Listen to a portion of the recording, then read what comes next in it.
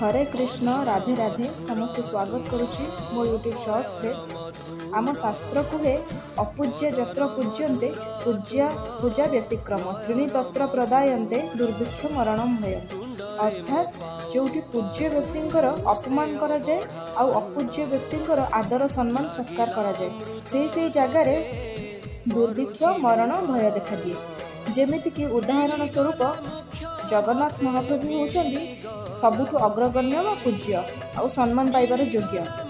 किंतु किछिटा पाखंडवादी लोक जो माने का अंधविश्वासी से माने सारथी बाबा भलिया माने पाखंड बाबा को भगवान रो दर्जा बा भगवान को स्थान दौचंती, जहाँकि सारथी बाबा भलिया गोटे पाखंडीर गुरु हवा भी योग्य नहीं, साधारण मनुष्य तुल्य भी से नुह, किंतु ताकू दौचंती भगवान रो दर्जा।